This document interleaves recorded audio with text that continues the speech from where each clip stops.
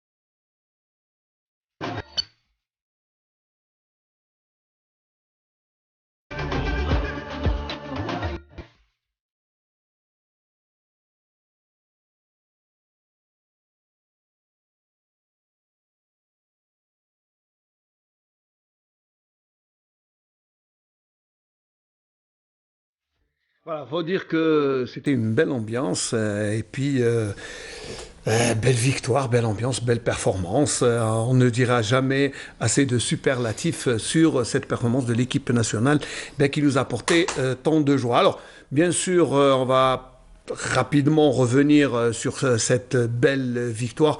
En deux mots, Chir, ce fut une belle performance, il n'y a rien à dire. Exact, c'est une belle victoire, une belle performance. Du moment que c'était une équipe, c'est une sélection qui a été formée ou appelée en 7 jours, donc même les stages durant 2 mois ou 3 mois, ça a été avec une autre équipe, 7 joueurs qui sont partis en Europe, donc c'est à la va-vite, on forme une équipe, donc cette équipe nationale me rappelle un peu le Danemark en 92 lors de je peux dire l'élimination de la Yougoslavie, donc ils sont venus qui a été repêché, puis repêché, ils sont venus oui, voilà, donc ça c'est une autre voilà. Et Samir, En tout cas, c'est vrai que peut-être beaucoup ne s'attendaient pas à de telles performances parce que il y a 3 semaines, Smaïn, on débattait est-ce que le record des victoires de l'équipe nationale va être interrompu Touché ou non, interrompu. Maintenant, si on comptabilise Smaïn, on est les premiers, donc on a 38 matchs. Donc si on rentre dans les petits calculs des autres, c'est juste pour revenir, comme l'a dit Cheikh, c'est une bonne performance par rapport au travail qui a été fait en 4 jours, Smaïn. C'est juste, ils ont vraiment pratiquement, il a rassemblé son équipe 4 jours, il a essayé de vraiment, disons, colmater les brèches, et représenter dignement le drapeau, mais quel que soit le joueur appelé pour le drapeau Smaïn, on est algérien et on défend crânement les chances de l'Algérie. Ce qui vraiment fait plaisir Smaïn, c'est cette grinta, cette force de caractère qui a été instaurée depuis l'arrivée de Belmadi. C'est une équipe qui... Oui, mais là, c'est Bougra. Non, mais entre parenthèses... C'est vrai qu'il y a une projection sur... Exactement, c'est la locomotive. Donc, tout le monde suit et c'est dans la même lignée, c'est dans le même esprit, c'est dans la même, disons, conception du travail bien fait. Tout est méthodique. Juste pour dire, Smaïn, pour ne pas minimiser cet exploit, parce que c'est beaucoup plus un exploit pour moi, parce que face à une équipe qatari que Cheikh connaît, ça fait pratiquement 4 ans qu'ils sont en tournée. Ils ont joué en Asie, en Europe, ils ont fait tous les championnats imaginables et inimaginables avec un entraîneur de renom parce que c'est l'entraîneur de la prestigieuse école du Barça. C'est vraiment juste pour le rappeler. Et là, avec un effectif, disons, remanié, on a damé le pion, on a joué à force égale, mais on les a vraiment gênés. Je pense que le technicien est là oui, pour c'est ce que j'allais dire. Oui, expliquer. c'est vrai, parce que vous connaissez bien cette équipe du Qatar, et puis surtout, bien là, on va dire que je crois que moi, la première remarque que je fais, c'est que j'ai vu une crainte de la part des Qataris face à l'Algérie. Bon, reculer un peu. Oui, bon, bien sûr, dans le football, comme on dit, la vérité vient du terrain. Du terrain, voilà. Donc c'est ça la réalité et l'objectivité du football. Donc si on parle de l'équipe du Qatar, donc c'est une équipe, personnellement, j'ai au moins 6 joueurs qui ont passé par l'équipe Espoir, l'équipe A, ou le moment où j'étais au Qatar avec l'équipe Espoir et l'équipe A.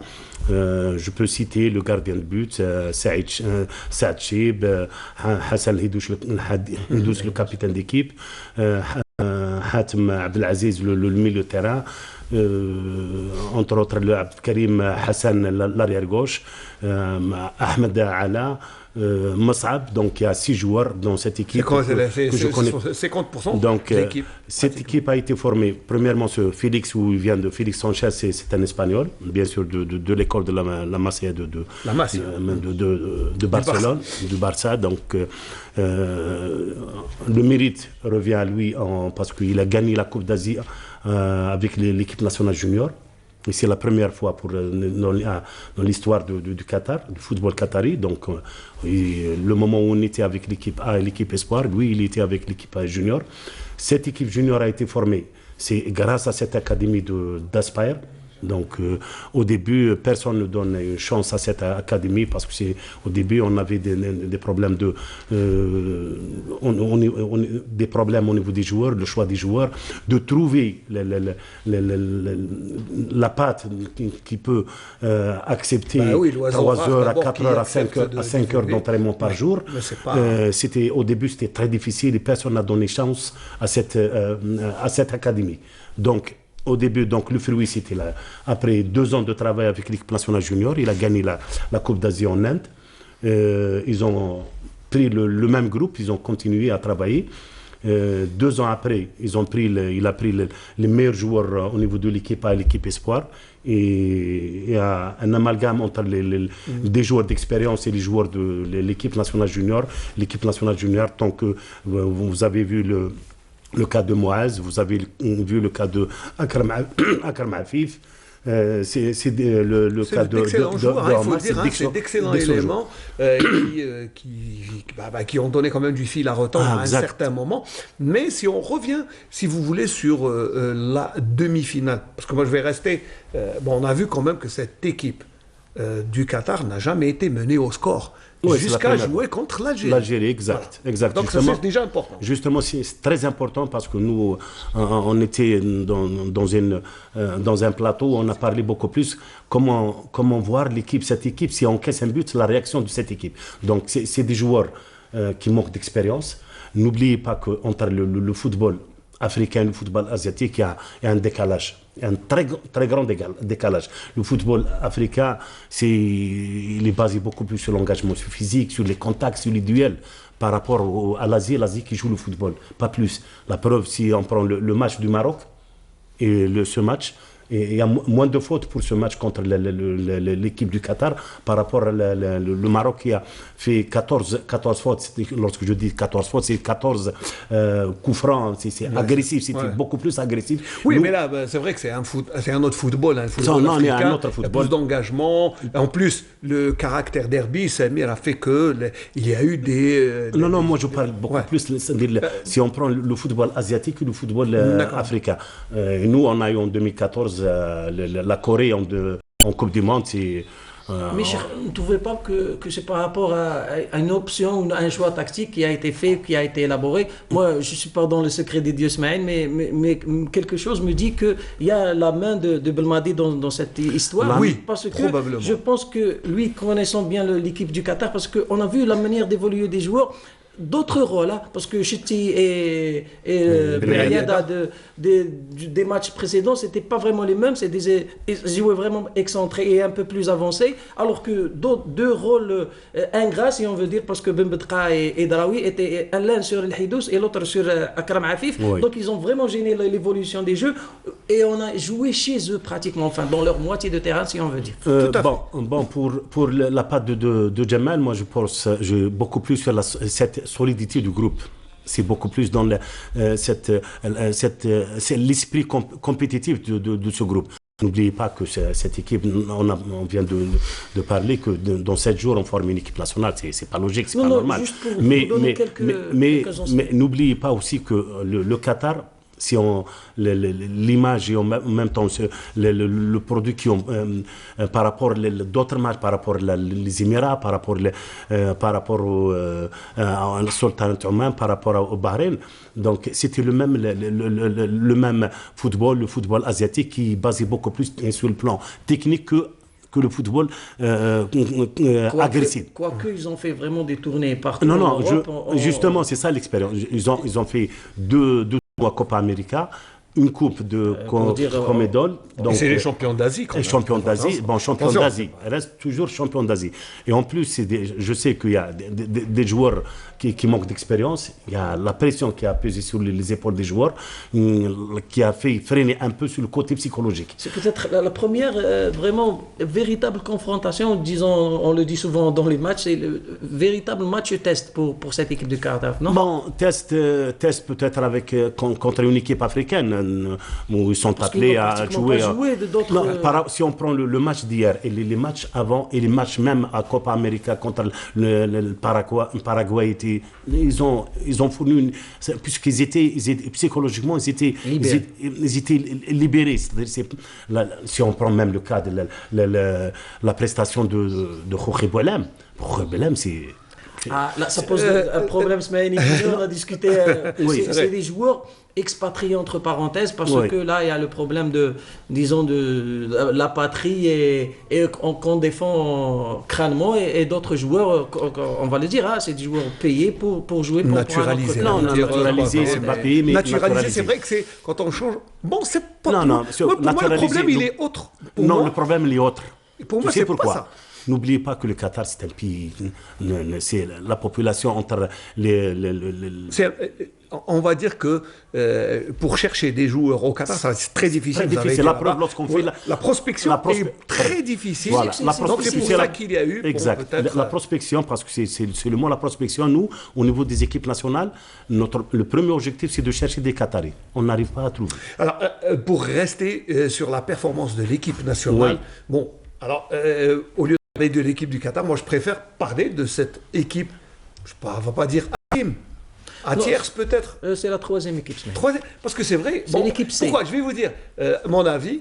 L'équipe qui a joué au mois de juin, Et l'équipe qui est maintenant dans le tournoi, il y a au moins 5-6 joueurs qui ont changé d'air, qui sont partis en Europe. 7 joueurs, 7 joueurs, exactement. Oui. Donc c'est 7 joueurs, c'est 70% de l'équipe. Exact. Et quand on voit, je crois qu'on a cette Coupe arabe nous a montré qu'on avait une très belle réserve de joueurs. Qu'il fallait peut-être peut-être qu'il fallait juste auquel il fallait juste donner la chance. Et là, chance. Moi, j'ai vu personnellement une équipe monter en puissance. Et puis, je crois que nous sommes la seule équipe du tournoi à avoir joué, pour moi, 3 finales successives. Oui. Jouer l'Égypte, le Maroc et le Qatar, c'est 3 finales successives. Oui, exact. Inch'Allah, samedi, on jouera la 4e. Inch'Allah. Je ne sais pas si vous êtes de mon avis. Non, exact. Je suis entièrement d'accord par rapport à cette équipe. Donc, je pense aussi avec, bien sûr, Jamal, on prépare les joueurs pour la Coupe d'Afrique. Donc, il y a le championnat qatari qui est arrêté, le championnat de l'Arabie Saoudite où il y a des joueurs qui évoluent en Arabie Saoudite. Donc, lui, son objectif, c'est de préparer des joueurs à la compétition. Et la Coupe d'Afrique, c'est dans 2 semaines. C'est clair que c'est ça. Pour le manque de compétition possible. Oui, ça c'est clair. Ça c'est clair. Mais bon, moi personnellement, c'est ce que j'ai vu, c'est une montée de puissance de notre équipe. Oui. Moi, je préfère parler de notre équipe que de parler de l'adversaire. Moi, je parle par rapport à l'adversaire, parce que on avait certains disent qu'on minimise le joueur algérien, le produit algérien, parce que pour nous, voilà, c'est parti que le joueur algérien était fainéant, il ne travaille pas. Mais là, Smaïn, juste pour revenir à ce que fait le groupe de Bougra, c'est quand on met le joueur algérien dans des conditions idéales, à savoir des terrains, des infrastructures et surtout des moyens de récupération. Parce que c'est très important la récupération. Ça, c'est le staff médical, oui. Justement, donc... Par rapport à la performance, c'est un groupe qui vit bien sûr, mais qui récupère très vite. Et les victoires appellent les victoires. Donc, dans toute cette logique, Chiti hier et Ben Iada, c'est des joueurs vraiment de classe mondiale pour moi, parce qu'ils ont fourni une très très bonne performance par rapport à leur, disons, vécu ou leurs acquis, parce qu'ils n'ont pas joué beaucoup trop de matchs au niveau international. Je crois qu'ils sont en train de récupérer 2 fois 120. Puis, je ne sais pas combien on va le compter ce match, parce qu'on a eu une 3e mi-temps. C'est le match. On en parlera après. Mais surtout, jouer 1 jour sur 3, avec ce rythme, face à des équipes redoutables, il faut dire. Bon, si on compare par exemple l'Égypte, c'est quand même 9 éléments. Exact. 9 éléments de l'équipe A. Si on va au Maroc, le Maroc, c'est à peu près la même chose. Et je crois qu'il y a 8 équipes de l'équipe A. Ils ont 8 éléments. Mais c'est une équipe. Le Maroc, c'est une équipe qui joue depuis presque 4 ans ensemble. Quand je vois une équipe comme je connais Hossein Hamouta avec cette équipe depuis 4 ans, donc il a gagné la CHAN 2 fois. Avec la même équipe, la Coupe arabe avec cette équipe. Donc, pourquoi je vous dis ça, c'est pour vraiment souligner le mérite de l'équipe nationale. Non, il n'y a rien à dire. Il n'y a rien à dire. C'est une excellente performance. Je vois la patte, parce que tu viens de parler de Jamal. Je ne pense pas qu'il s'est intégré dans le côté technique, mais il est beaucoup plus. Jamal, la patte de Jamal, on la voit dans la solidarité du groupe. Je pense qu'il a donné quelques clés. La Grinta se transmet. L'esprit compétitif de cette équipe. Je pense qu'il a donné des clés du match à Bougra. Pour avancer, bien sûr, on va juste revenir sur le match. On a parlé un peu des infrastructures, de l'équipe du Qatar, de la performance, tout. Juste le résumé du match demi-finale avec cette belle performance, bien des joueurs qui se sont transcendés, qui sont allés chercher la qualification, mais vraiment au bout. Au bout du bout. Mais vraiment dans les tripes. Allez, résumé de Sid Ahmed Bouraï. L'Algérie jouera bel et bien la finale de la Coupe arabe de la FIFA. Opposés au pays organisateur, les Verts continuent sur leur très belle lancée. Le début de la rencontre est très équilibré, avant que les poulains de Bougra ne prennent le jeu à leur compte en fin de première mi-temps. De retour des vestiaires, les Algériens accentuent la pression et encore après un corner que Ben Iada reprend une volée et dévié de la tête par Belamri. En fin de match, l'arbitre ajoute 9 minutes de temps additionnel. Les Qataris se ruent en attaque et égalisent à 90+7 par Muntari. Alors qu'on se dirige vers les prolongations, Brahimi s'infiltre du côté gauche et obtient penalty. Un penalty transformé par Bellaili en 2 fois. L'arbitre siffle la fin de la partie après 19 minutes de temps additionnel, du jamais vu. L'Algérie arrache une qualification finale amplement méritée. Dès le coup de sifflet final, les rues du pays sont envahies par des milliers de citoyens venus fêter la victoire. كان ماتش شويه صعيب شغل فيها ستريس فيها بانيك بصح الحمد لله عندنا ايكيب شابه فرحوا الشعب فرحوا المنتخب فرحونا الجزائر شكون اللي ماركا بلاي Les Verts feront face à la Tunisie en finale ce samedi au Stade El Beit. Très belle ambiance, c'est vrai que hier on a vu quand même s'il faisait tard, il fait froid, mais eh bien les gens sont sortis, ça c'est pour la fête qui a, dans seul le football a le secret, hein, c'est de faire sortir les gens même la nuit. Grands et petits, femmes, hommes, voilà. Il n'y a que le football. Hein. Et ça, c'est pour ça qu'on ne cesse de répéter, de souligner l'exploit réalisé par cette équipe. Donc alors, pour rester dans le match, techniquement, bon, c'est vrai que la joie qui a découlé, elle est tout à fait justifiée parce que le match était quand même difficile, même si on a dominé de bout en bout. C'est vrai qu'on a dominé, mais le match s'était tendu. C'est juste pour revenir à cette histoire de temps additionnel.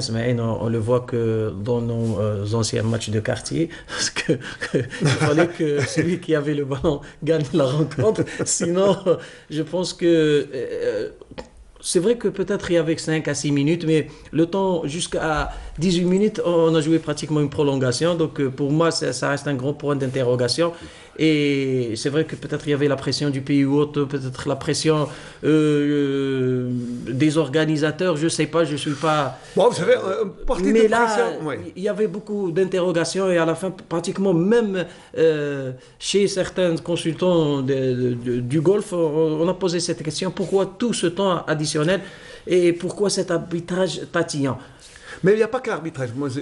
L'arbitrage, on en parlera après, parce que c'est vrai que c'est une performance à elle seule. Mais beaucoup plus, c'est le fait de revenir dans le score. Vous savez, moi j'aurais vu beaucoup d'équipes pratiquement à terre si eh bien, ils se sont fait égaliser à la 96e minute et après avec 9 minutes, je pense que là, la performance c'est vraiment sortir cette puissance et puis revenir. Et c'est ça, donc par rapport au but à la 97e minute, si vous avez l'image de après la 97e minute, il restait 2 minutes normalement. Voilà, donc sur les 2-3 minutes, il y a le Qatar qui a pris le match en main. Ils ont eu 2 ou 3 occasions chaudes. Donc lui, je ne peux pas rentrer dans l'intention de l'arbitre, qu'est-ce qu'il veut. Non, l'arbitre, on en parlera après. Mais je dis après 7 minutes, donc 9 minutes, il peut ajouter 1-2 minutes après l'égalisation et il doit remettre les 2 équipes en ordre donc, pour la prolongation. Donc après, on va parler sur une anecdote de l'arbitre. Oui, l'arbitre, on le laisse parce qu'on a un avis d'arbitre. Tout à l'heure, nous aurons un avis d'un arbitre. Oui. Non, c'est un arbitre. Mais je vais continuer cette action parce que lui, il ne s'attendait pas qu'on revienne. Parce que juste après l'égalisation, il y a eu un contact entre Belamri et Akram Afif. Heureusement, il y a des joueurs qui sont rentrés calmer la situation. Puis après, cette action où Chetty, il était presque de gauche, et comme cette équipe, lorsque je parle individuellement au niveau de l'attaque, on a 3 joueurs qui peuvent brûler n'importe quelle défense. Le cas de Bellaili et Brahimi, moi, sur l'analyse, c'est des joueurs qu'il faut leur donner le ballon au pied, pas dans l'espace. Par contre, Bounjah, c'est le joueur qui travaille en mouvement. Donc, c'est ça la différence. En plus, il pèse, c'est des joueurs qui pèsent au niveau de l'attaque. Une fois le ballon est arrivé au pied de Brahimi, moi je m'attendais à une action individuelle, parce que ça c'est un exploit individuel. Oui, bien sûr. Mais ils font partie de l'équipe. Bien sûr, il fait partie. Pour arriver, que le ballon est arrivé au pied de Brahimi, donc c'est toute une équipe, c'est un enchaînement technique où le ballon est... Donc c'est ça, c'est cette force, et beaucoup plus je pense qu'on vient de parler, on a parlé avant, c'est l'esprit aussi de patriotisme des joueurs. Donc, ça, et là, un homme sort du lot, c'est bien sûr Blayley. Blayley qui est sur un nuage, Blayley phénoménal. D'ailleurs, c'est l'homme du match. Ouais. On se demande même où est-ce qu'il va chercher toute cette puissance. Exactement. On l'a vu contre le Maroc, cet obus qu'il a lancé. Oui. Bon, c'est vrai, mais là, c'est vraiment le jour, comme on dit, celui qui fait la différence. Oui, exact. Justement, nous, pourquoi cette équipe a été... l'appétit vient en mangeant. Cette équipe, une fois, ils ont commencé la compétition... Ils sont montés en puissance. En puissance. Et on ne peut pas demander, parce qu'il y a des journalistes et même des techniciens qui ont parlé sur la cohésion. On ne peut pas parler de cohésion pour 7 jours, ce n'est pas normal. Des équipes, on vient de donner un exemple du Maroc, un deuxième exemple aussi de la Tunisie qui a 9 joueurs en équipe nationale A. Il y a le Qatar qui a fait quand même des tournées en Amérique du Sud. Tout ça, donc une équipe qui est formée, appelée, je ne dis pas formée, une équipe appelée en 7 jours, en catastrophe.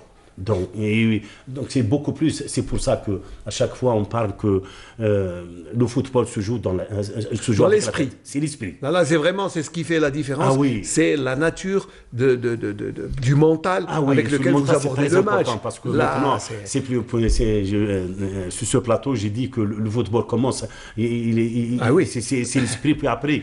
c'est le cœur. C'est le cœur, et après c'est les jambes. C'est les jambes de Blayley qui terminent. Des actions comme ça. C'est surtout l'état d'esprit de Blayley, il faut connaître, parce que tous ses camarades, vous savez comment on l'appelle dans le groupe, le fou.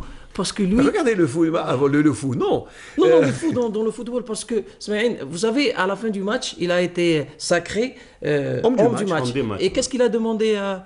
Combien de petits ponts j'ai fait? C'est juste pour expliquer que le joueur est dans son monde.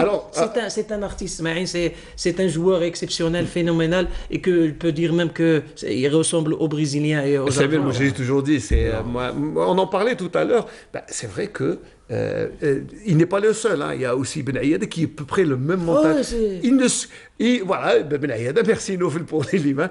Ils ne subissent pas la pression. Ouais. Ils la gèrent d'une manière extraordinaire. On dirait qu'avec cette attitude zen, ils ne subissent pas. Et ils jouent. Pour eux, ils viennent pour jouer. C'est pas un métier pour eux. Je pense pas. Parce que sur le fond, on voit tout le monde est crispé. On a vu quand même la réaction de Jamal Amri, qui était encore sur les nerfs.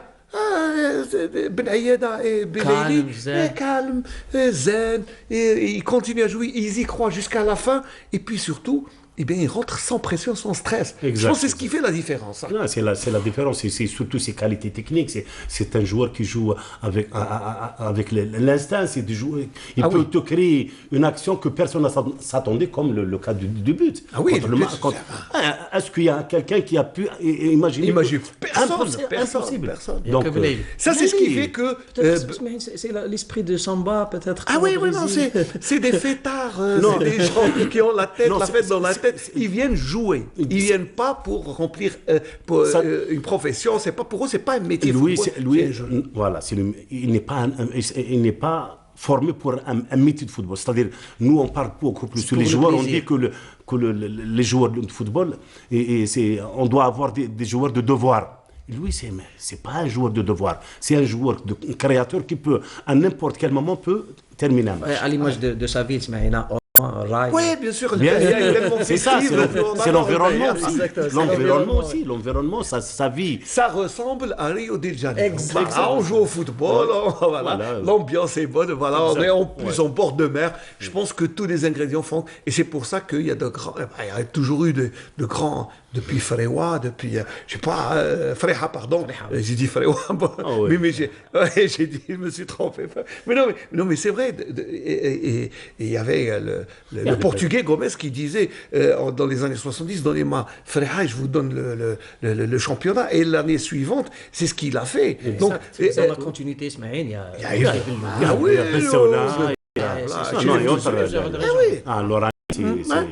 c'est des joueurs Bounjah et Ben Ayeda. Ça, c'est pour louer les qualités. Bon, juste Caleb, parce que là, on va revenir quand même à l'arbitrage qui aura été quand même, qui nous a marqué. Est-ce que c'est prêt, Nofel? Parce qu'on va écouter quand même un spécialiste qui est Jamel Himoudi, bon, qui nous a livré ses impressions, parce que lui, il se trouve en Europe, donc il nous a envoyé ce message vidéo. Et puis c'est vrai qu'il analyse surtout la prestation de l'arbitre qui a ajouté 9 minutes, mais on a joué 18 minutes, 24 secondes. Exactement, 16 voilà. minutes le pénalty. Voilà. Écoutons ce que dit Jamel Himoudi. Premièrement, félicitations pour notre équipe nationale et je pense que, Inch'Allah, on va gagner la finale et on ramène le trophée pour le peuple algérien, Inch'Allah. Et vraiment, on est fiers d'être algérien et fiers de notre équipe nationale et de notre sélectionneur Majid Bouguer.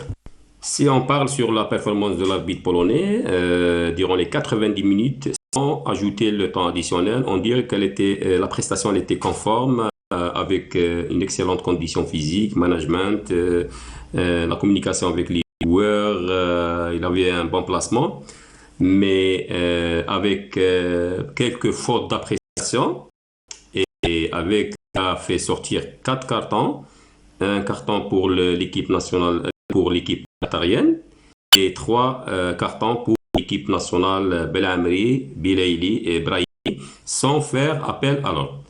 Et je pense que dans ce domaine-là, il fallait que l'arbitre il fallait qu'il a eu un peu de souplesse pour faire appel à l'ordre aux joueurs de l'équipe nationale avant de faire sortir les cartons.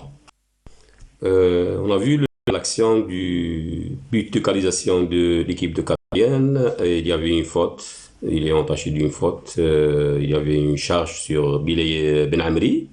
Et malgré ça, l'arbitre il a accordé le but, malgré aussi l'intervention du VAR pour revoir l'action. Et malgré que l'arbitre il a vu une deuxième fois l'action sur le VAR, mais il a confirmé que le but il est correct.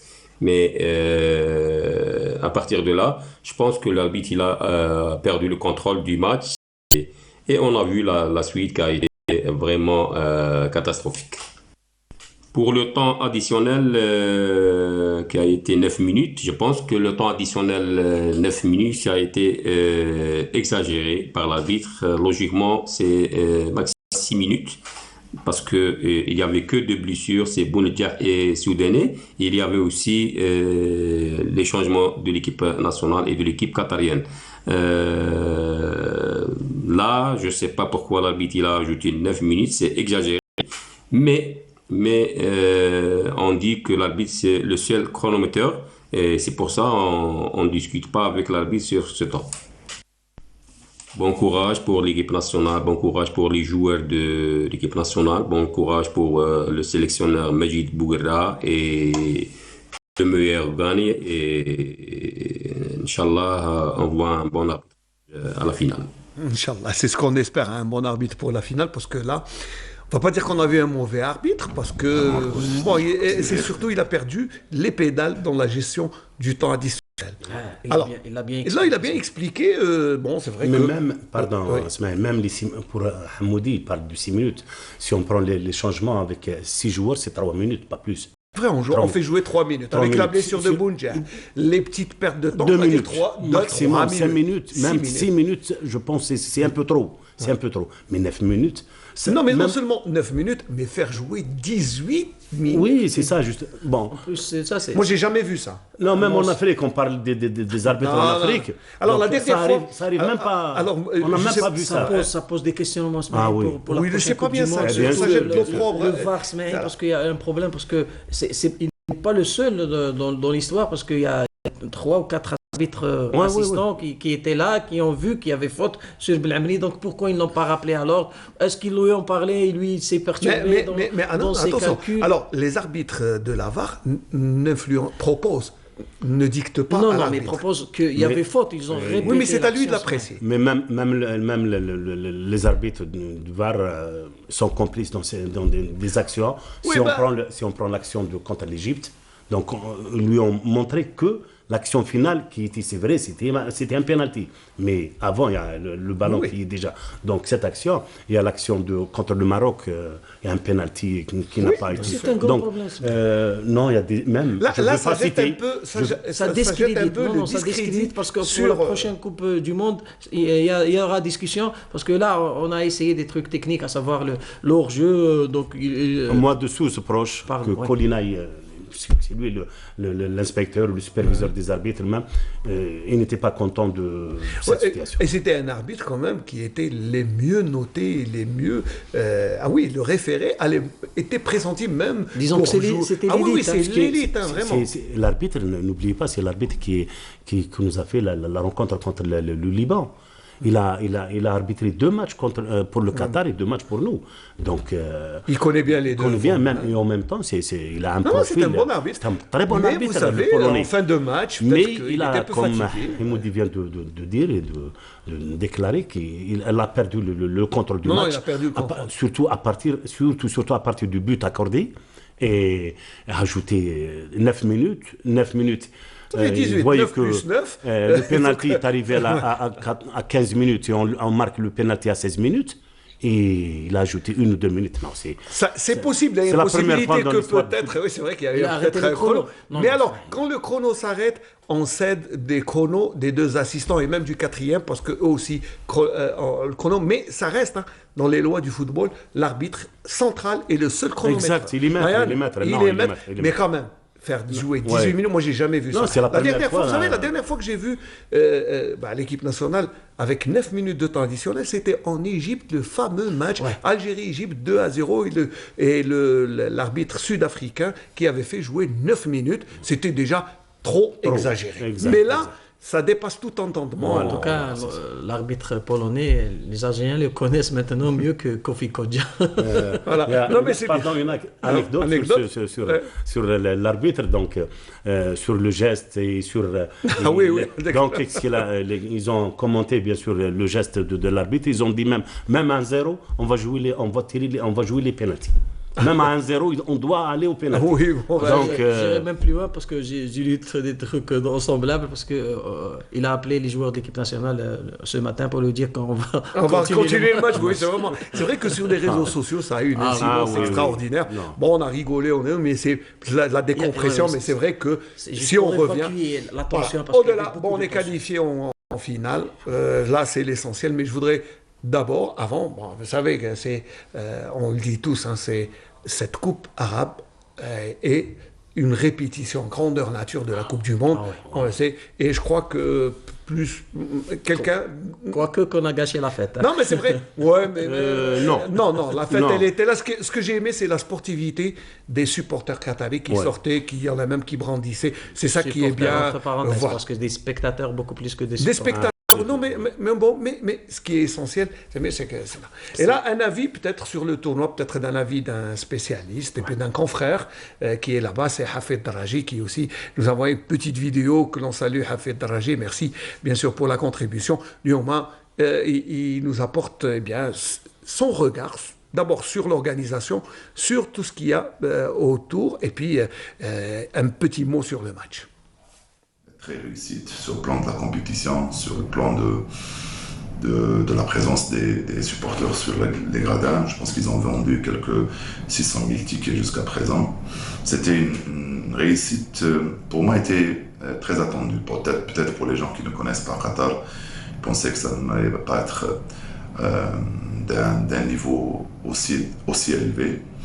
Concernant le match de l'Algérie avec le Qatar en demi-finale, ça a été un match magnifique. C'est le 3e grand match que l'Algérie a joué depuis le match contre l'Égypte lors du premier tour, le match contre le Maroc lors des quarts de finale. Ils ont joué notre grand match face à cette équipe qatari très très très forte, très intéressante, d'un niveau très élevé aussi. Il y avait beaucoup de suspense, il y avait beaucoup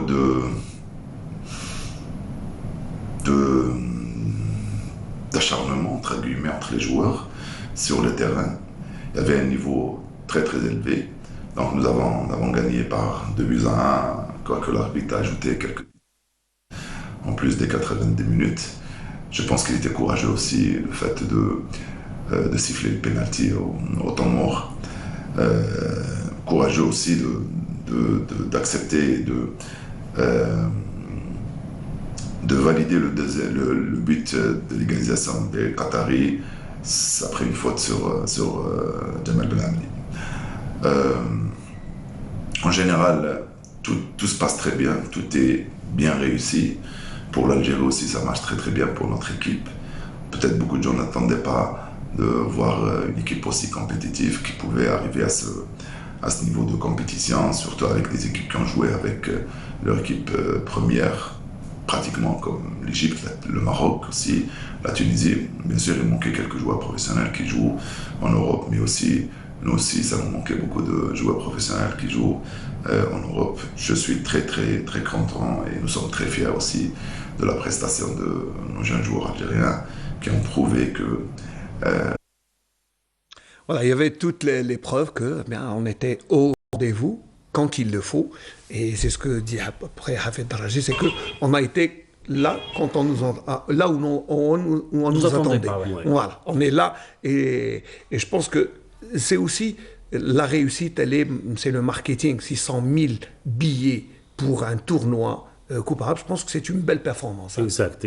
Donc, le comité d'organisation, n'oubliez pas aussi que les stades d'une technologie excellente, donc, surtout au niveau des terrains, au niveau du gazon aussi. Donc, ça me rappelle parce que moi j'étais sur place et j'ai vu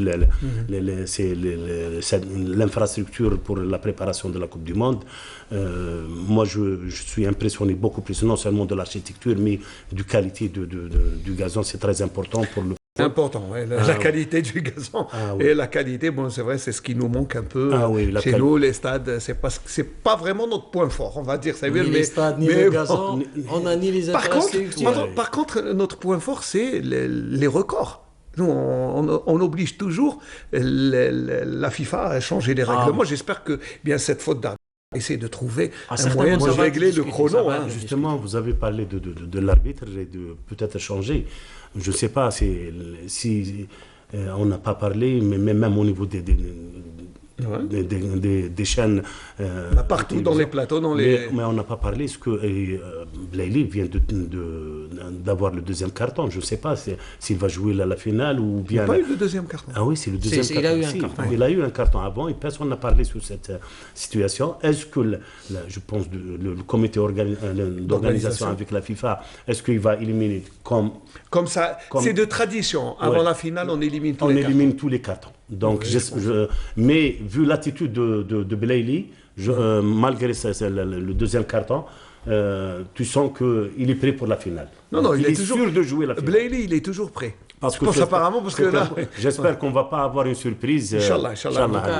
Une mauvaise surprise, ça. Ah oui, c'est une mauvaise surprise. Eux, ils ont les stades, ils ont les infrastructures, et nous, on a Blaili. Donc, alhamdoulilah. Non, d'accord, mais on n'a pas Blaili aussi. Moi, je reviens sur cette équipe, sur un seul mot. Cette équipe, donc, tu viens, Samir, de parler de Jamal, cet esprit compétitif au niveau des joueurs, cette solidité du groupe. Nous, en football, maintenant, c'est avant, il n'y avait pas l'internet, il n'y avait pas pour faire une séance d'entraînement, personnellement, les années 70, 80 jusqu'à 90, on reste 3 heures pour avoir une fiche d'entraînement. C'est-à-dire, avant, on met les 70%, c'est beaucoup plus méthodologique pour préparer une séance d'entraînement et 30%, c'est la gestion du groupe. Donc, maintenant, c'est inversé le rôle. C'est 70%, c'est la gestion du groupe. Donc, Jamal, il a fait de cette équipe même cette équipe B, on parle beaucoup plus. Si vous avez remarqué les déclarations des joueurs, ils parlent que nous sommes une famille. Ça, c'est l'esprit d'équipe, c'est la force. On appelle ça en psychologie du sport et même en psychologie.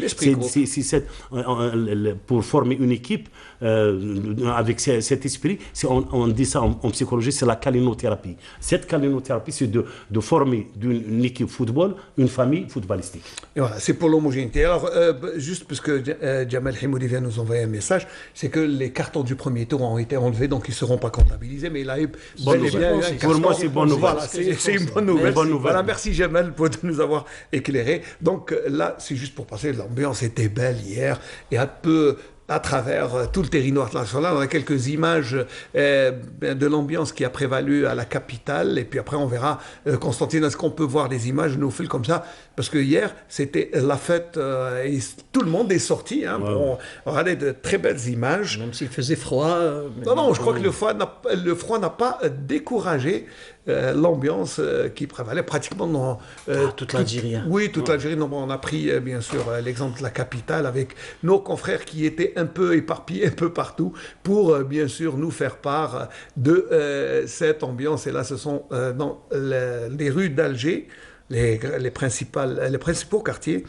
Et ça fait toujours plaisir, même si là, il y aura quelqu'un qui aura raté cette ambiance. C'est le fameux Yamaha du CRB, qui vous a quitté, Hussein Dhimi, qui vous a quitté, voilà. Voilà, juste le temps peut-être de montrer aussi les images ou les interviews. Très bien. Donc voilà, c'était l'ambiance, la fête, et le prétexte à la fête était tout à fait justifié, Samir. Clairement, parce que vu la performance et le parcours effectué par cette équipe de Bouguera, surtout après le match du Maroc, il y avait, disons, un sentiment de travail pas bien fait. On a trop critiqué Bouguera par rapport à ses choix, par rapport à... Non, mais c'est des choix obligés. Par rapport à certains choix, nous, c'est vrai qu'il y a la pression, mais nous, on est derrière l'écran. Mais connaissant les Algériens, on est tous là pour critiquer. Il y a 40 millions d'entraîneurs. C'est notre métier. C'est notre métier. C'est notre métier, mais c'est pas grave. Beaucoup ont dit pourquoi il a tardé à faire ce changement, pourquoi il n'a pas incorporé celui-là. Donc, on a un petit peu. Mais là, il a vraiment présenté une superbe copie, Ismaël, parce qu'ils ont fait un match parfait. Pour moi, ils ont vraiment fait le match parfait face à un adversaire très coriace. Samir, qui nous a aidé un peu dans la compétition, c'est beaucoup plus le match de l'Égypte. Il nous a aidé contre le Maroc, il nous a aidé même pour l'équipe organisatrice de ce tournoi. L'équipe a pris confiance, c'est la gestion des émotions, c'est ça? Bien sûr, parce que de jouer l'Égypte avec une intensité et un rythme très élevé et avec une vitesse dans le jeu, c'est pas facile. Personne n'a pu jouer le rythme contre l'Égypte. Nous a donné non seulement une confiance, mais nous a donné un rythme élevé par rapport aux adversaires venus. Le cas la preuve, tout le monde et aussi après la deuxième place contre du groupe, la première fois, pourtant nous sommes qualifiés. Il y a l'Égypte qui a explosé. Pourquoi? Parce qu'elle a évité le Maroc. Nous, on a baissé la tête. Ils étaient contents. Nous, sur le plan technique, je parle beaucoup plus sur le plan technique et rythme du jeu, le match de l'Égypte nous a beaucoup aidé. Je pense qu'on a bien fait de faire match nul et d'être classé deuxième. Moi, j'étais personnellement très optimiste après parce que ça allait ressaisir l'équipe. L'ambiance à Constantine, dans l'un des quartiers populaires, dans les cafés qui ont servi, parce que c'est un regroupement de beaucoup de gens. Et puis voilà, l'équipe nationale, les One-Two-Team ont fusé tout au long de la soirée. Et puis c'était bien que les gens suivent ensemble les matchs. Et puis ça a donné des éclats de joie extraordinaires. Ouais. Pourvu que ça dure, mais juste pour revenir au cas Bouguera, n'oubliez pas que c'est un jeune entraîneur, il n'a que 39 ans par rapport à Carlos Queiroz, par rapport à Mouta, par rapport à ces joueurs des entraîneurs aguerris et qui ont un certain vécu comme entraîneur sur le banc. On l'a vu Bouguera lors de la séance des pénaltys, il s'est couvert la tête parce que c'est la pression. C'est pour ça qu'on parle de performance et on parle de l'esprit du groupe. Parce que Queiroz, entre Queiroz et Bouguera, il n'y a pas photo quand même. Vraiment pas photo. Avec l'expérience de Queiroz à Manchester, à Real Madrid, en Iran, les résultats avec l'Iran et tout. Donc, nous a même battu mais Bouguera, il a terminé sa carrière à Al-Fujara, il a entraîné le club même, où il était joueur 7 journées, puis il n'a pas réussi. Il est revenu au Qatar, il a pris la réserve, donc l'équipe espoir de Dahil, avant le Khouya. Donc il n'a pas eu une grande expérience, mais Moi, je parle beaucoup plus maintenant sur cette grinta que tu viens de parler, c'est cet esprit compétitif, l'esprit patriotique. Ah oui, ça c'est très important. C'est pour ça que moi je parle de gestion du groupe. Maintenant, c'est vrai, il y a la tactique, il y a le physique, il y a le côté psychologique et tout, mais le plus important c'est la gestion du groupe. Si les joueurs arrivent à être convaincus que la décision de l'entraîneur c'est la meilleure, on peut réussir. Mais si on commence à contester la décision de l'arbitre, plutôt on conteste les décisions de l'entraîneur et tout, et l'entraîneur, lorsqu'il est aimé par le groupe, il faut convaincre que... ils se battent pour l'entraîneur. Oui, c'est très important. Je crois que nos joueurs se battent d'abord pour les couleurs. Pour les couleurs, bien sûr. En plus, ils ont adopté l'entraîneur qui les a lui-même adoptés. Donc il y a une fusion, une homogénéité, une cohésion ensemble. Et je pense que c'est ce qui donne... Il n'y a pas de secret. Hein. C'est qu'un groupe travaille. S'ils avaient un peu plus de temps, je pense qu'ils vont se hisser Pardon, vous coupez. J'ai vu hier les déclarations des joueurs, notamment Belhamri. À une question, on lui a dit c'est l'équipe B. Il a dit ah non, attendez, là on joue pour les couleurs. Ça c'est l'équipe nationale. J'aime pas entendre ce genre de propos. Il a vraiment mis c'est ça l'esprit. La solidité du groupe. C'est ça la solidité, l'esprit compétitif. Et en plus, pourquoi? Parce que le groupe a été géré de la même façon que l'équipe A. Et ça, c'est très important. C'est pour ça, moi, je parle de la gestion. Maintenant, football moderne, on parle beaucoup plus. La gestion c'est des hommes. Des hommes. Je parle c'est des guerriers. Sur le terrain.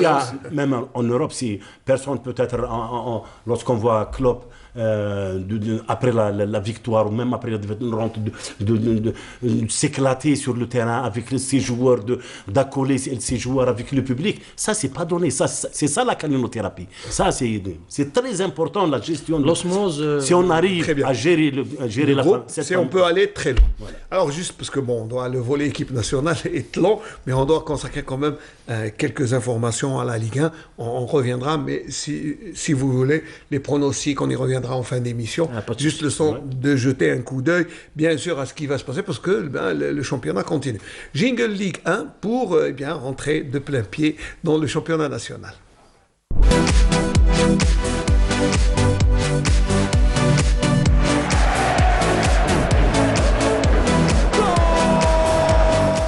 On va essayer d'être très rapide sur la Ligue 1, puisque le championnat va se jouer en dépit du match de l'équipe nationale qui va se jouer, bien sûr, samedi. C'est bien dommage. Oui, mais il y a eu quelques aménagements du temps. Donc, juste... Le match à 16h, non? Le match à 16h. La finale, c'est à 16h. Il n'y a rien à dire. Mais... pour le championnat, donc on jouera vendredi, samedi, mais juste se rappeler, parce qu'on a pratiquement oublié qui est premier, qui est dernier. Le classement d'abord de la Ligue 1 après 8 journées. Après 7 journées plutôt, pardon.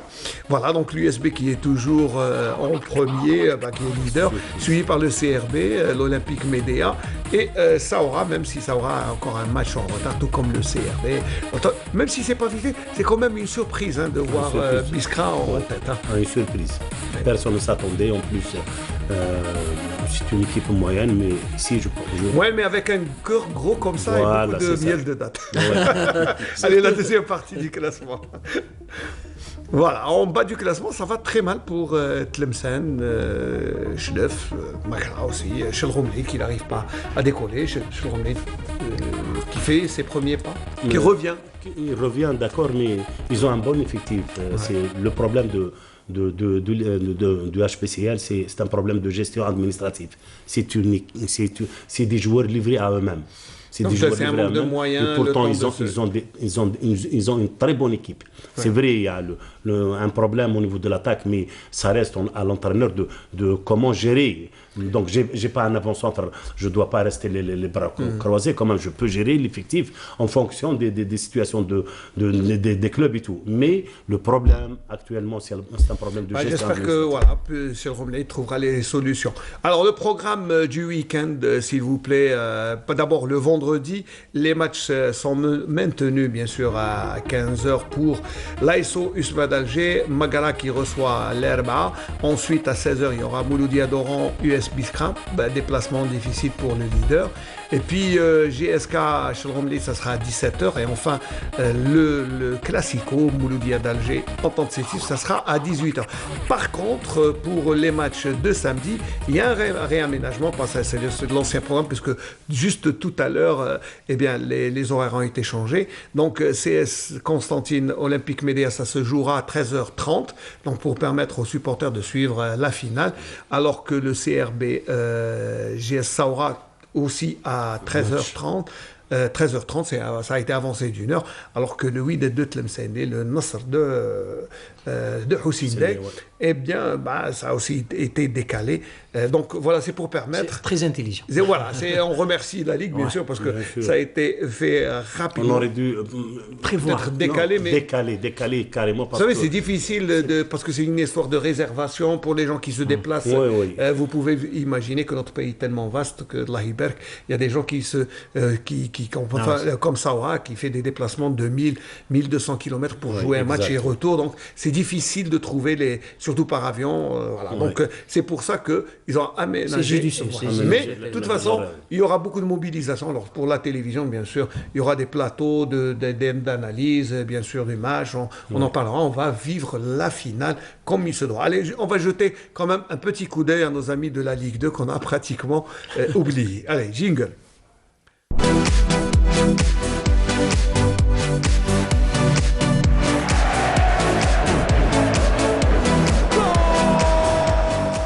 Alors, voilà, pour la Ligue 2, donc il y a les deux groupes. Est-ce que vous suivez la Ligue 2? Oui, bien sûr, je sais que vous avez un regard.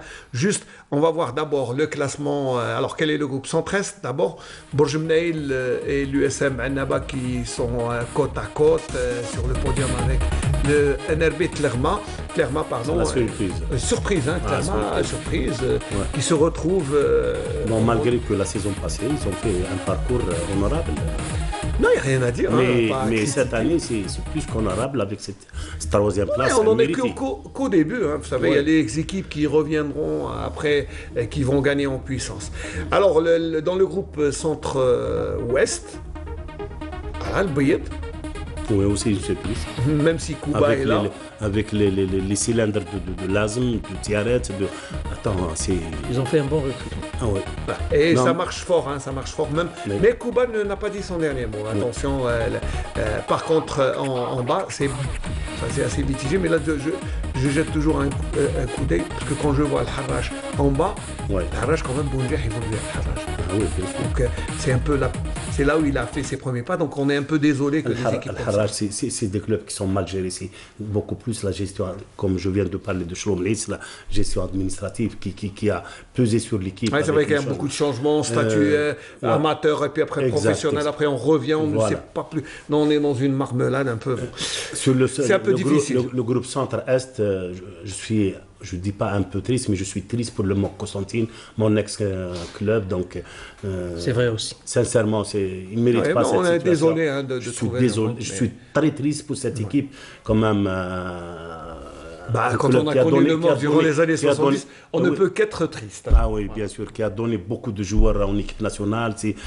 Quand même, c'est une histoire, le MOC, c'est une histoire. Et malheureusement qui vient de fêter les 82 ans il y a quelques jours. Il y a quelques jours, c'est vrai que c'est un club qui se morfond, mais c'est pas le seul club, il y en a beaucoup. Non, il y a beaucoup. Quand on voit des pépinières, moi je suis toujours désolé de regarder derrière et de voir que l'escadron noir a disparu également. Ah, alors là, ça c'est le cas de Galma. Ou l'entente de Colo, où il y a beaucoup d'équipes qui ont... Et c'est vrai qu'avec Constantine, peut-être qu'on a le mot qui était vraiment au firmament durant les années 70, on parlait de la triplette d'attaque. Voilà, donc c'est... Et oui, Fendi, Krokoro, Allah yarhamou, voilà. Mais, non, j'espère que ces grands clubs se ressaisiront, mais bon, avec la nouvelle formule, ça va être encore plus difficile. Alors, on jette un coup d'œil au programme qui, pour les horaires, je ne sais pas s'il va y avoir aussi un aménagement. Certainement. Déjà, les matchs sont à 14h et non pas à 14h30. Et je pense que la Ligue amateur va probablement encore avancer. Mais on a de belles affiches que vous pouvez suivre déjà. Ain Wilila et GMSMS Kikda. L'année passée, c'était un derby en Ligue 1. Aujourd'hui, c'est un match en Ligue 2. Le programme complet. Mais je pense qu'il va y avoir un réaménagement d'horaire. Dans le groupe Centre-Ouest, avec bien sûr aussi un programme qui évaut l'appel, puisque le Bouygues se déplace. Ça, c'est toujours le leader considérable, alors que Kouba reste plus ou moins sur du velours devant l'Azmo d'Oran, qui elle aussi a des difficultés. Voilà un autre grand club, une autre grande école du football oranais qui est en train de souffrir en bas du classement, tout comme le MOC de Constantine ou d'autres clubs. Attention. Voilà. Ça veut dire que les crises ne sont pas propres seulement à Constantine ou à Guelma, c'est aussi l'Azmo d'Oran. Voilà, ça fait beaucoup. Voilà. C'est bien dommage. Voilà, alors on arrive en fin d'émission, il nous reste à peu près 5 minutes. Alors, juste pour revenir sur le match Algérie-Tunisie, c'est la finale. Comment vous voyez ce match, vous, en tant que... Ça, c'est le derby, vraiment le vrai derby du Maghreb. Comme on connaît un peu les Tunisiens, n'oubliez pas que la Tunisie joue avec 9 joueurs titulaires en équipe A. Ils connaissent très bien nos joueurs, la mentalité algérienne, surtout j'espère que nos joueurs, et je suis persuadé qu'ils ne vont pas être... ils ne vont pas céder à la provocation parce qu'ils savent très bien. La Tunisie, je les connais très bien sur le plan tactique. C'est une équipe qui est très bien organisée et surtout sur les balles arrêtées. C'est une équipe qui a pratiquement, comme je connais beaucoup d'entraîneurs que j'ai côtoyés, soit au Pays de Galles. Les balles arrêtées, c'est la spécialité des Tunisiens. Et on travaille beaucoup à l'entraînement. Comme ils nous connaissent, que le joueur algérien, il est le joueur ou même l'Algérien en lui-même, il est nerveux. Donc, il ne faut pas céder à la provocation. Voilà. Juste rapidement, parce qu'on arrive en fin d'émission rapidement. On sait que la Tunisie est notre bête noire, entre parenthèses, mais j'ai vraiment une grande confiance dans cette équipe et surtout dans Bilaili qui, lui, connaît bien ces Tunisiens. Il n'y a pas que Bilaili, en plus, c'est pas là, toute la défense joue en Tunisie. On a la défense, toute la défense qui joue en Tunisie. Merci mes amis, et comme ça, merci de nous avoir accompagnés, merci pour vos éclaircissements, pour vos interventions. J'espère bien que l'on se retrouvera la semaine prochaine en étant champion arabe. Voilà, c'est ça. C'est le vœu. Voilà, Inch'Allah. Merci beaucoup de nous avoir suivis. Merci Noufel Chaïta. Merci à tous ceux qui ont contribué. C'était nombreux. Je ne peux pas les citer tous, mais merci beaucoup à tout le monde qui était mobilisé pour réussir cette émission. On se retrouve la semaine prochaine, si Dieu le veut, Inch'Allah, à la même heure, au même moment, et pour un sport week-end peut-être en temps.